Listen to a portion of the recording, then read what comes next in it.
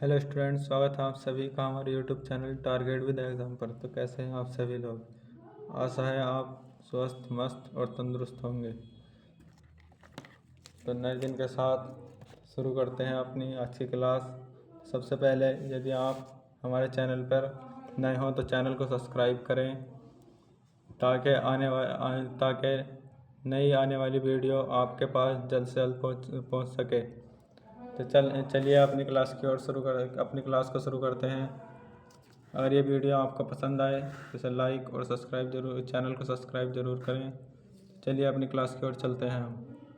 चलिए क्लास का पहला क्वेश्चन है। आज हम हिंदी का मॉडल पेपर करेंगे जो कि बोर्ड एग्ज़ाम में डायरेक्ट इससे क्वेश्चन देखने को मिलेंगे आपको। चलिए चलते हैं पहले क्वेश्चन की ओर।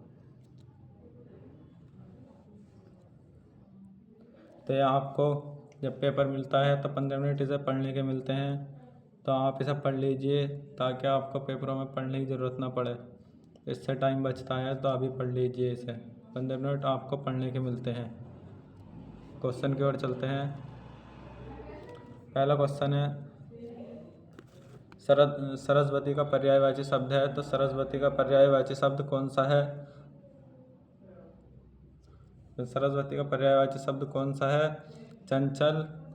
पेन चेंज कर लेते हैं, ब्लैक पेन है, रेड पेन कर लेते हैं, बड़ा बड़ा कर लेते हैं।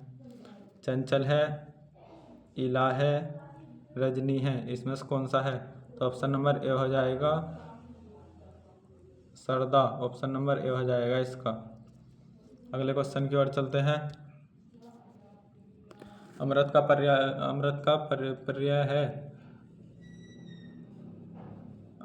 का पर्याय है तो इसका ऑप्शन नंबर हो जाएगा डी, सुधा।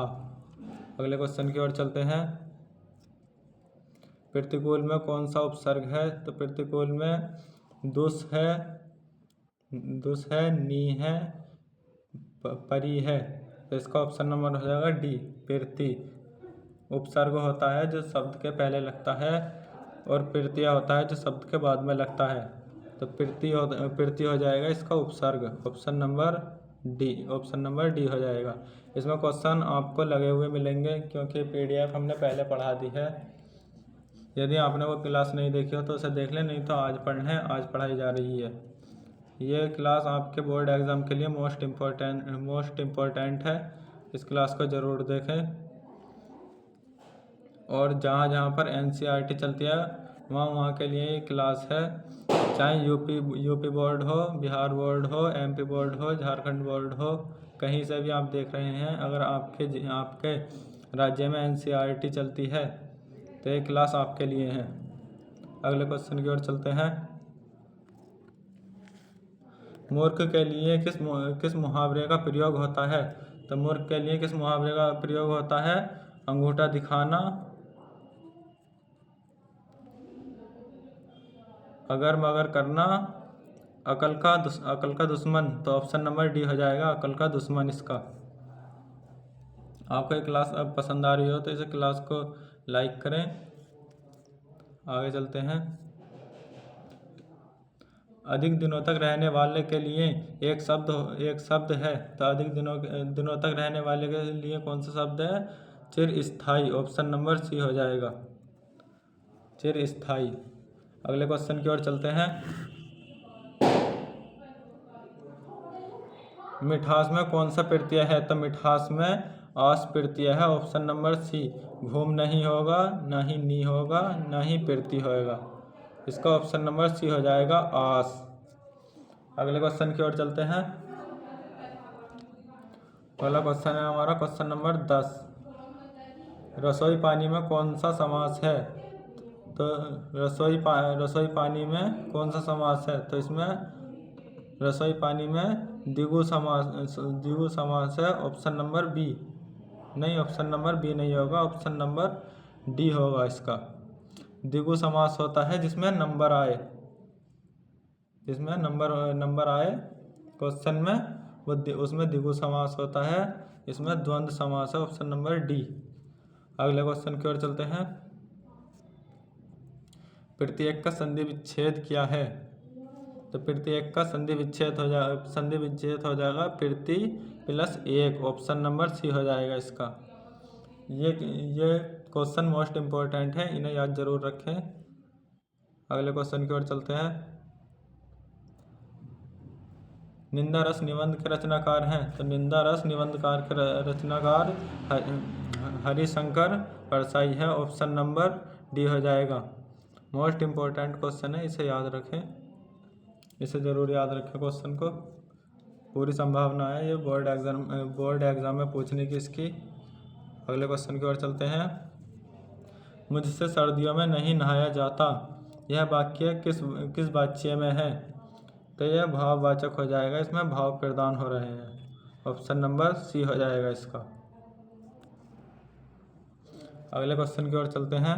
Question number 14।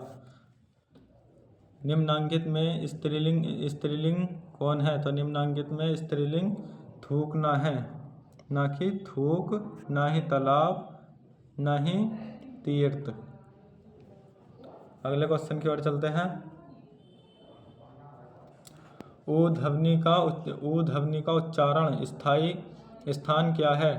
तो ऊ ध्वनि का उच्चारण स्थान ऑप्शन नंबर ए हो जाएगा, ओष्ठ। ऑप्शन नंबर ए। ना ही दंत है, ना ही तालु है। ऑप्शन नंबर ए हो जाएगा, अष्ट। अगले क्वेश्चन की ओर चलते हैं। Question number 16। रस शब्द का एक अर्थ स्वाद होता है और दूसरा अर्थ होता है सार। Option number C. ना ही पृथ्वी होगा, ना ही देव, ना ही पशु। ऑप्शन नंबर सी हो जाएगा इसका। रस शब्द का अर्थ स्वाद होता है एक और दूसरा होता है सार। अगले क्वेश्चन की ओर आते हैं।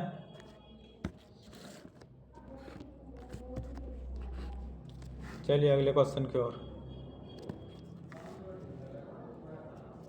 पृथ्वी से सप्तर्षि मंडल के लेखक हैं, तो पृथ्वी सप्तर्षि मंडल के लेखक डॉक्टर संपूर्णानंद हैं। Option number D, option number C हो जाएगा इसका, doctor Sampurnanand. Most important question है, इसे याद रखें। आगे चलते हैं अपनी क्लास की ओर। तिपाही में कौन सा समास है? तो तिपाही में कौन सा समास है? तत्पुरुष समास भी नहीं होगा और द्वंद्व समास भी नहीं होगा। ऑप्शन नंबर बी है, द्विगु समास। ऑप्शन नंबर बी हो जाएगा इसका। अगला क्वेश्चन आता है। पीपर पात सरिस मंडोला में कौन सा अलंकार है? तो इसमें अलंकार हो जाएगा उपमा अलंकार। उपमा अलंकार हो जाएगा ऑप्शन नंबर ए। ना ही अरूपरास अलंकार है, ना ही यमक अलंकार है। ऑप्शन नंबर ए हो जाएगा उपमा अलंकार। अगले क्वेश्चन की ओर चलते हैं। Question number 20। चरण कमल बंदो हरि राई में कौन सा अलंकार है? तो चरण कमल बंदो हरि राई, तो इसमें पूरा रूप बता दिया गया है, इसलिए इसमें रूपक अलंकार हो जाएगा। Option number D. ना ही उपमा होगा और ना ही अनुप्रास, ना ही यमक, इसमें रूपक अलंकार हो जाएगा। Option number D. Most important question है, इसे याद रखें। और आपको ये वीडियो पसंद आ रही हो तो इसे लाइक ज़रूर करें और चैनल पर नए हो तो सब्सक्राइब ज़रूर करें। इस कंटेंट को बनाने के लिए बहुत मेहनत लगती है, आपके एक लाइक से हमारी वीडियो और दोस्तों तक जाती है और आपके एक सब्सक्राइब से ही हमारा चैनल आगे बढ़ेगा। ये न्यू चैनल खोला गया है आपके लिए, तो आपके एक सब्सक्राइब से ही हमें बढ़ोतरी मिलती है, हौसला मिलता है। तो चैनल को सब्सक्राइब ज़रूर करें और एक कमेंट करें कि अगली वीडियो आपको किस टॉपिक पर चाहिए। तो आगे चलते हैं हम अपने क्वेश्चन की ओर। सन्नाटा के लेखक हैं, तो सन्नाटा के लेखक भवानी प्रसाद मिश्र हैं, रामवृक्ष बेनीपुरी हैं, जनेंद्र कुमार हैं। ऑप्शन नंबर ए हो जाएगा, भवानी प्रसाद मिश्र। इम्पोर्टेंट क्वेश्चन है, इसे भी याद रखें। अगला क्वेश्चन आता है 22। श्री शब्द का एक अर्थ लक्ष्मी होता है और दूसरा अर्थ होता है। दूसरा अर्थ क्या होता है श्री शब्द का? एक शब्द इसका अर्थ एक तो लक्ष्मी होता है और दूसरा शब्द हमारा संपत्ति होता है। लक्ष्मी और संपत्ति एक ही अर्थ है इसका। ऑप्शन नंबर सी हो जाएगा। ना ही विष्णु होगा, ना ही कटिल होगा, ना ही हथौड़ा होगा। ऑप्शन नंबर सी हो जाएगा इसका। अगले क्वेश्चन की ओर चलते हैं। धोखा देने वाला साथी के लिए किस मुहावरे का प्रयोग होता है? तो धोखा देने वाला साथी का किस मुहावरे का प्रयोग होता है? आस्तीन का सांप। ऑप्शन नंबर ए हो जाएगा। इसमें गलत का निशान लगा दिया, पहले PDF पढ़ाई थी, पर इसका ऑप्शन नंबर ए ही सही है। ना ही ईद का चांद होता है बहुत दिन बाद दिखना। अगले क्वेश्चन की ओर चलते हैं। त्रिनेत्र में कौन सा समास है? तो त्रिनेत्र में बहुब्रीहि समास है। Option number D. ना ही द्विगु समास है, ना ही कर्मधारय समास है। ऑप्शन नंबर डी हो जाएगा इसका, बहुब्रीहि समास। अगले क्वेश्चन की ओर चलते हैं। Question number 25। देवेश का सही संधि विच्छेद क्या है? तो देवेश का सही संधि विच्छेद हो जाएगा, देव प्लस ईश। ऑप्शन नंबर ए हो जाएगा। अगले क्वेश्चन की ओर चलते हैं। Question number 26। राम वृक्ष बेनीपुरी किस निबंध के लेखक हैं? तो राम वृक्ष बेनीपुरी गेहूं और गुलाब के लेखक हैं। ऑप्शन नंबर डी हो जाएगा इसका। इसे मिटा देते हैं। ऑप्शन नंबर डी हो जाएगा इसका।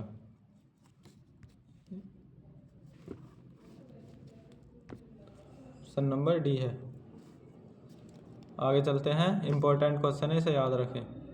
अपनी इरेजर छोटी कर लेते हैं।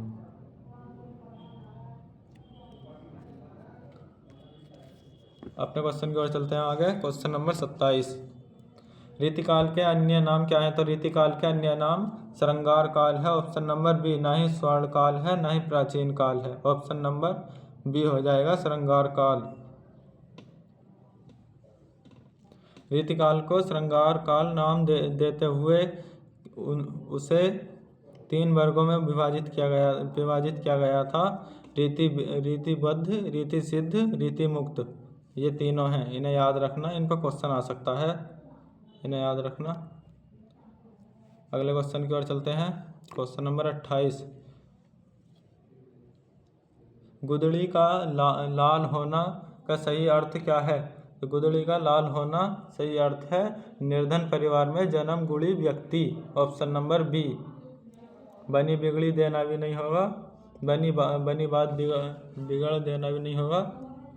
ऑप्शन नंबर बी हो जाएगा इसका, निर्धन परिवार में जन्म गुणी व्यक्ति।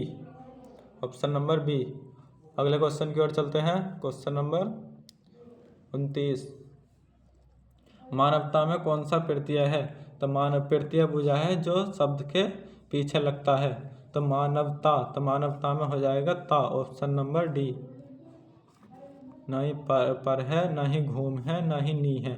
ऑप्शन नंबर डी हो जाएगा ता। अगले क्वेश्चन की ओर चलते हैं। त्रिफला में कौन सा समास है? तो त्रिफला में द्विगु समास है, क्योंकि इसमें गिनती नंबर आ चुका है त्रि, यानी कि 3 फल, त्रिफला। ऑप्शन नंबर बी हो जाएगा। ना ही बहुव्रीहि है, ना ही कर्मधारय है। Option number B. अगले क्वेश्चन की ओर चलते हैं। Question number 31। भाषा किसकी अभिव्यक्ति का माध्यम है? तो भाषा विचारों की अभिव्यक्ति का माध्यम है। ऑप्शन नंबर सी हो जाएगा इसका। ना ही लेखों का, ना ही कहानियों का, ना ही रचना का। ऑप्शन नंबर सी हो जाएगा। अगले क्वेश्चन की ओर चलते हैं। निम्नांकित में पुल्लिंग कौन है? तो निम्नांकित में पुल्लिंग हाथी है। ऑप्शन नंबर ए। ना ही हरियाली है, ना ही हंसी है, ना ही होली है। ऑप्शन नंबर ए हो जाएगा। ऑप्शन नंबर ए हो जाएगा। अगले क्वेश्चन की ओर चलते हैं। Question number 33। तो 33 पर चलने से पहले मैं आपको दिखा देता हूँ हम आपके लिए क्या क्या लेकर आए हैं। तो ये देखिए, आपके लिए लॉन्ग क्वेश्चन भी हैं, जीवन परिचय और पेपर में वो निबंध आएगा, वो भी लेकर आए हैं, और एप्लीकेशन सब चीज़ लेकर आए हैं आपके लिए। तो जल्दी जल्दी इस वीडियो को लाइक करें और अपने दोस्तों तक शेयर करें,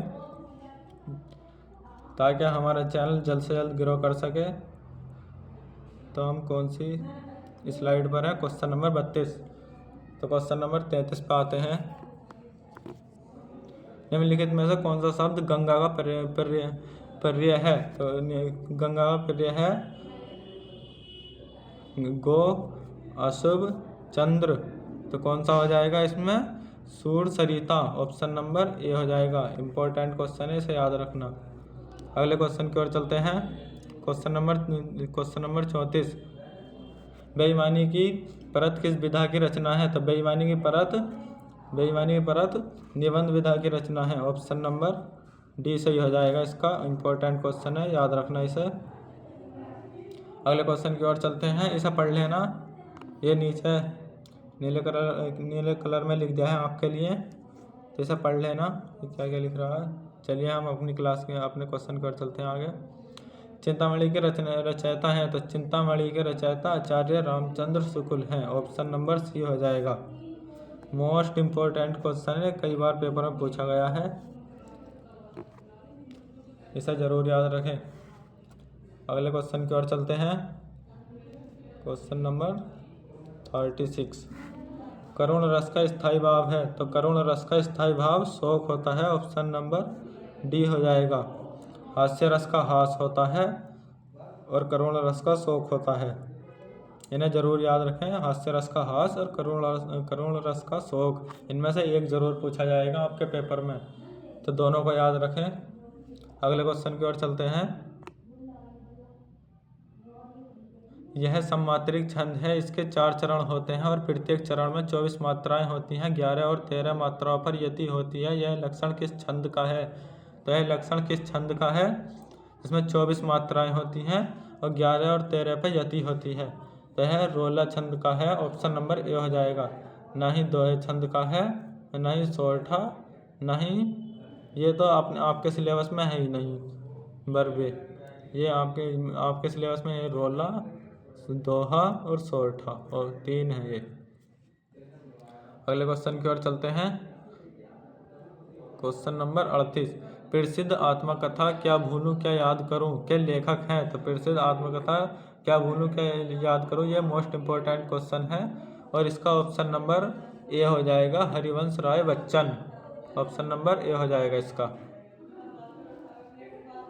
ऑप्शन नंबर ए, हरिवंश राय बच्चन। अगले क्वेश्चन की ओर चलते हैं। निम्नलिखित में से कौन प्रसिद्ध यात्रा साहित्यकार हैं? तो निम्नलिखित में से कौन प्रसिद्ध यात्रा साहित्यकार? तो यात्रा के बारे में जो भी क्वेश्चन आए तो ज़्यादातर राहुल सांस्कृत्यायन ही होता है उसका answer. Rahul Sankrityayan. Option number C हो जाएगा। यह उनका शहर है, इसे पढ़ लेना, आ सकता है पेपर में। अगले क्वेश्चन की ओर चलते हैं। Question number 40। तिब्बत यात्रा के लेखक हैं? तो तिब्बत यात्रा आ गई है इसमें, तो ज़्यादातर यात्रा संबंधित राहुल सांस्कृत्यायन की होती है। ऑप्शन नंबर सी हो जाएगा इसका। ना ही यज्ञ है। ऑप्शन नंबर सी हो जाएगा, राहुल सांस्कृत्यायन। अगले क्वेश्चन की ओर चलते हैं हम। तो हमारा अगला क्वेश्चन आता है, रीतिकाल के वीर रस की प्रसिद्ध कवि है? रीतिकाल के वीर रस के प्रसिद्ध कवि हैं? तो रीतिकाल के वीर रस के प्रसिद्ध कवि भूषण हैं। ऑप्शन नंबर सी हो जाएगा इसका। इम्पोर्टेंट क्वेश्चन है, याद रखें। अगले क्वेश्चन की ओर चलते हैं हम। Question number 42। हास्य रस का स्थायी भाव है? देखो ये हमने कहा था ना, हास्य रस का हास होता है, तो ये जरूर पूछा जाता है। या तो करुण रस का पूछा जाएगा या हास्य रस का पूछा जाएगा। करुण रस का शोक होता है और हास्य रस का हास होता है, इसलिए इसका ऑप्शन नंबर बी हो जाएगा। अगले क्वेश्चन की ओर चलते हैं। अगला क्वेश्चन आता है हमारा, मनु मानो जनु जानो का वाचक शब्द किस अलंकार में प्रयुक्त होता है? तो मनु मानो जनु जानो का उत्प्रेक्षा में होता है। Option number A. Option number A हो जाएगा इसका, उत्प्रेक्षा। अगले क्वेश्चन की ओर चलते हैं। तो अगला क्वेश्चन आता है हमारा क्वेश्चन नंबर 44। धनुष का पर्याय है, तो धनुष का पर्याय है तो धनुष का चाप हो जाएगा, ऑप्शन नंबर ए। अगला क्वेश्चन आता है हमारा, अगला क्वेश्चन है हमारा कनक का अर्थ सोना, और कनक का अर्थ एक तो सोना होता है और दूसरा क्या होता है, तुलसी। नहीं है विष्णु और नहीं है मोर, ऑप्शन नंबर ए हो जाएगा धतूरा, ऑप्शन नंबर ए। अगले क्वेश्चन की ओर चलते हैं हम। तो हमारा अगला क्वेश्चन आता है, कमर टूटना मुहावरे का क्या अर्थ है। तो कमर टूटना मुहावरे का क्या है, कमर की हड्डी टूटना, चोट लगना, ना ही हड्डी टूटना है, ना ही चोट लगना है, और ना ही घातक सूत्र है। इसका ऑप्शन नंबर डी हो जाएगा निरुत्साह होना, ऑप्शन नंबर ए, ऑप्शन नंबर डी हो जाएगा। अगला क्वेश्चन आता है, जिसके आने की तिथि ना हो के लिए एक शब्द है। तो जिसके आने की तिथि ही नहीं है तो उसके लिए होता है अतिथि, ऑप्शन नंबर सी। अगले क्वेश्चन की ओर चलते हैं। तो अगला क्वेश्चन आता है हमारा, यहीं कहीं पर बिखर गई वह भवन विजयमाला सी, उपयुक्त पंक्ति में कौन सा अलंकार है। तो उपयुक्त पंक्ति में उत्प्रेक्षा अलंकार है, ऑप्शन नंबर बी हो जाएगा इसका। ये आप कमेंट में बताओ, यह पंक्ति किसके लिए कही गई है, इस बात को कमेंट में बताओ, ये किसके लिए कही गई है। ऑप्शन नंबर बी हो जाएगा उत्प्रेक्षा अलंकार। अगले क्वेश्चन की ओर चलते हैं। भलाई शब्द में कौन सा प्रत्यय है। तो भलाई शब्द में प्रत्यय बुझा गया है, जो शब्द के बाद की आवाज़ होती है वही प्रत्यय होता है। तो इसमें ई आ रहा है, तो ऑप्शन नंबर ए हो जाएगा इसका। आई भी नहीं होगा, ना ही आई होगा, नहीं आई होगा, ई होगा इसका। अगले क्वेश्चन की ओर चलते हैं। Question number 50। प्रत्येक शब्द में कौन सी संधि है। तो प्रत्येक शब्द में कौन सी संधि है। तो दीर्घ संधि है, वृद्धि संधि है, गुण संधि है। तो ना ही दीर्घ संधि है, ना ही वृद्ध संधि है, और ना ही गुण संधि है। इसका ऑप्शन नंबर बी हो जाएगा यणु संधि, ऑप्शन नंबर बी। अगले क्वेश्चन की ओर चलते हैं। तो अगला क्वेश्चन है हमारा, हस्तु धातु रूप का वचन एवं पुरुष है। तो इसका ऑप्शन नंबर सी हो जाएगा एक वचन प्रथम पुरुष। अगले क्वेश्चन की ओर चलते हैं। अगला क्वेश्चन आता है, हिंदी की आदि जननी है। तो हिंदी की आदि जननी कौन सी है। इसमें संस्कृत हो जाएगा, option number D. Important question है, याद रखें इसे। अगले क्वेश्चन की ओर चलते हैं। Question number 53। क्वेश्चन नंबर 53 आता है, हिंदी दिवस किस दिन मनाया जाता है। तो हिंदी दिवस किस दिन मनाया जाता है, 14 सितंबर, ऑप्शन नंबर ए हो जाएगा। अगले क्वेश्चन की ओर चलते हैं। अगला क्वेश्चन है हमारा 54। तो ये आपके सब्जेक्टिव क्वेश्चन आ गए हैं, सब्जेक्टिव क्वेश्चन है आपके। पद्यांश आ गए हैं, गद्यांश और पद्यांश। गद्यांश है मित्रता पाठ से लिया गया है, तो इसकी व्याख्या करनी है।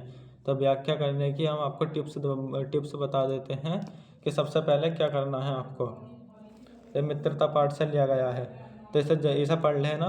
हम इसका आंसर बताते हैं। रेखाखंड अंश की व्याख्या कीजिए, क्वेश्चन नंबर दूसरा है ये। प्रस्तुत गद्यांश लेखक और कहानी चाहता है, लेखक क्या कहानी चाहता है। ये क्वेश्चन तुम्हारे 3 क्वेश्चन दिए गए हैं और इनका आंसर देना है। आंसर इस पहरे में ही मिल जाता है आपको, कहीं से दिमाग लगाने की जरूरत नहीं पड़ती।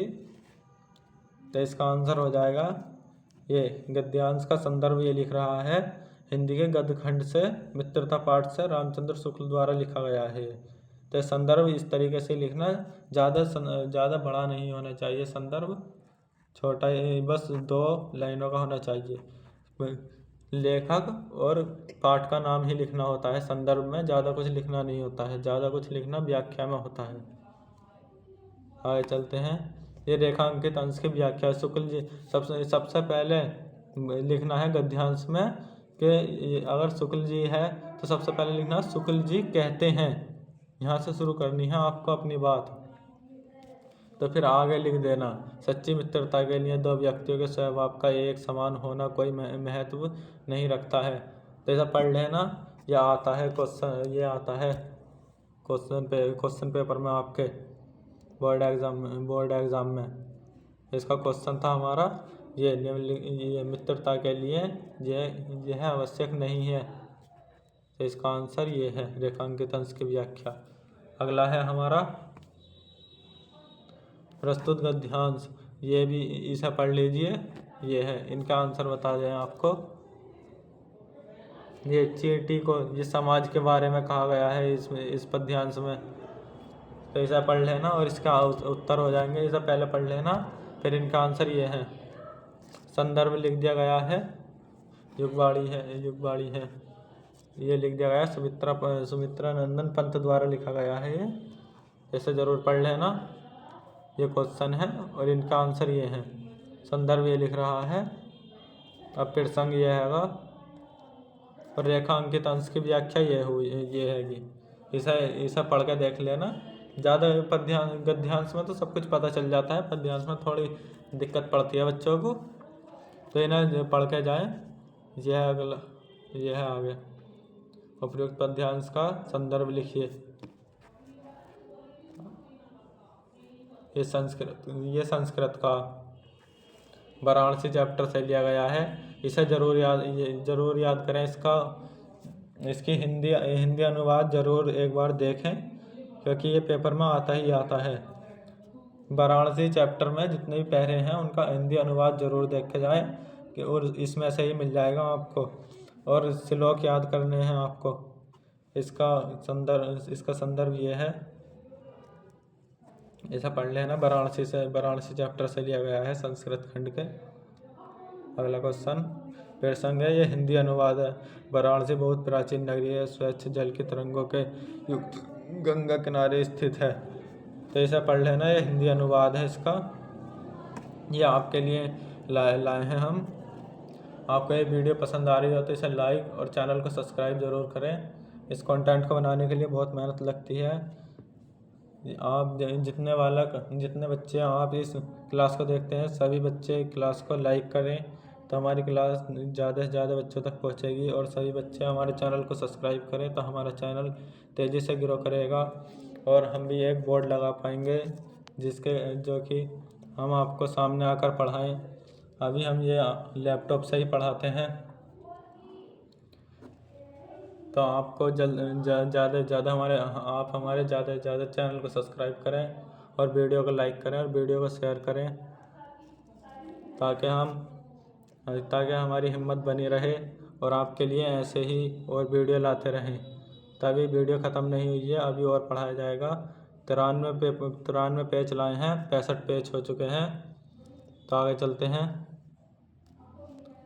आगे संस्कृत पद्यांश का संदर्भ सहित हिंदी अनुवाद, इनके उत्तर हैं। आगे पढ़ लेना। ये संदर्भ है, ऊपर ये संदर्भ लिख रहा है।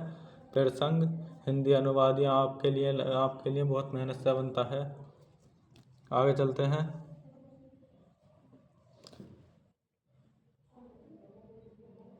ये खंड काव्य होता है। ये आपको जिले वाइज देखना होता है।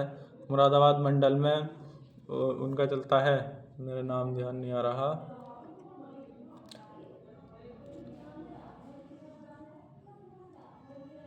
तो आप अपने जिले वाइज देख लें कौन कौन सा चलता है, गूगल पर डाल के देख लें। नहीं तो अपने टीचरों से मशवरा लें कि हमें कौन सा करना है इसमें से। आगे चलते हैं। मातृभूमि के लिए आता है, मुरादाबाद मंडल के लिए। आगे चलते हैं। और बच्चे अपने जिले वाइज देख लें कि हमें कौन सा करना है इसमें। अपने टीचरों से ज़रूर पूछें। जिस स्कूल में आप पढ़ते हैं, आपके टीचर आपको बता देंगे कि तुम्हें ये कौन सा करना है। आगे चलते हैं। ये वो कहते हैं जीवन परिचय है। तो हमने आपको आचार्य रामचंद्र शुक्ल का जीवन परिचय लिख कर दे दिया है। इसी फॉर्मेट में लिखना है। आप जाके देख लें, चैनल पर शॉर्ट वीडियो है। और उसे वीडियो को लाइक करें और दोस्तों तक शेयर करें। आचार्य रामचंद्र शुक्ल का जीवन परिचय दे दिया गया है और लेखों का हम जल्दी ही वीडियो बनाने वाले हैं, तो हमारे चैनल से जुड़े रहें। आचार्य रामचंद्र शुक्ल का जीवन परिचय याद कर लें, यह आता ही आता है, मोस्ट इम्पोर्टेंट है। शुरू के 3 जीवन परिचय गद्य में से याद कर लो और शुरू के 3 जीवन परिचय पद में से याद कर लो, आपको इन्हीं में से मिल जाएंगे जीवन परिचय। आचार्य रामचंद्र शुक्ल का तो आता ही आता है, मोस्ट इम्पोर्टेंट क्वेश्चन है, याद रखें।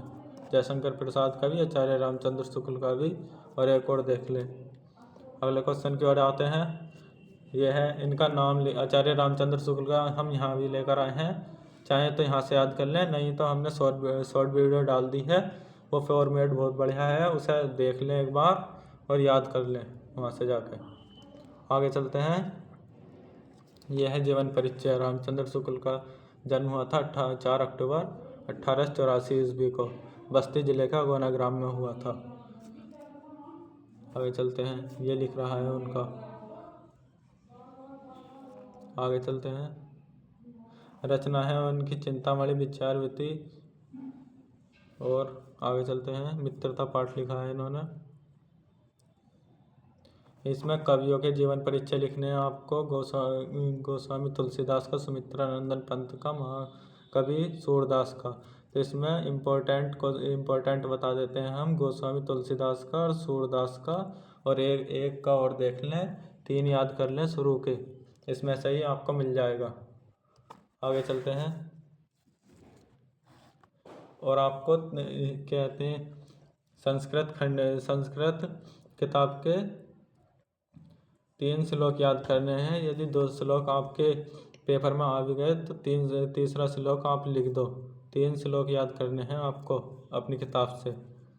आगे चलते हैं। ये उत्तर देने हैं इनके, ये प्रश्न है संस्कृत के, इनका उत्तर आगे लिख रहे हैं, उसे याद कर लें। ये क्वेश्चन मोस्ट इम्पोर्टेंट है, आपके लिए लेकर आए हैं। ये है इनका उत्तर। और ये निबंध है, इसे याद करें। निबंध आपको बता देते हैं हम, विज्ञान वरदान या अभिशाप। तो इसका दूसरा वाला पार्ट बता देते हैं हम विज्ञान के बारे में, तो इसे याद करें। ये डालना, सबसे पहले आपको डालनी है रूपरेखा प्रस्तावना। विज्ञान के कारण संभव, विज्ञान अधिक आरामदायकता और यातायात की सुविधाएं, ये डालनी है हेडिंग सारी, इन्हें याद करें। और आगे ये लिख दिया गया है आपके लिए, इन्हें याद कर लें, अच्छे तरीके से याद कर लें। हेडिंगें जितने ज़्यादा से ज़्यादा होंगी, नंबर उतने ही बढ़िया मिलेंगे। हेडिंगें ज़्यादा से ज़्यादा हो आपके निबंध में। आगे देखिए, आगे बढ़िए। पत्र लिखना है इसमें, नगर निगम को शिकायती पत्र लिखिए। तो इसमें इस तरीके से लिखना है, फॉर्मेट है पूरा, किस तरीके से लिखना है ये लिख रहा है, इसे देख लें और पढ़ लें, इसे ज़रूर याद करके जाएं। आगे चलते हैं। ये लिख रहा है, एक पत्र का दे दिया गया है आपको लिख कर, इसी तरीके से लिखें और एक ही पेज में लिखें, एक ही साइड, ज़्यादा लिखने की कोई ज़रूरत नहीं होती है, एक साइड में अच्छी तरीके से लिखें। आगे चलते हैं। ये लिख रहा है दूसरा समाचार पत्र का। आगे चलते हैं। तो आज के लिए इतना ही रखते हैं। तो आई होप आपको ये क्लास समझ में आई होगी। तो कमेंट में ज़रूर बताएं आपको ये क्लास कैसी लगी, और आने वाली क्लास के लिए हमें कमेंट ज़रूर करें कि आपको क्लास किस टॉपिक पर चाहिए। आपको ये वीडियो पसंद आई हो तो वीडियो को लाइक करें, और चैनल पर नए हो तो चैनल को सब्सक्राइब करें। इस कंटेंट को बनाने के लिए बहुत मेहनत लगती है, तो चैनल को सब्सक्राइब ज़रूर करें और वीडियो को अपने दोस्तों तक ज़्यादा से ज़्यादा शेयर करें। थैंक यू, धन्यवाद।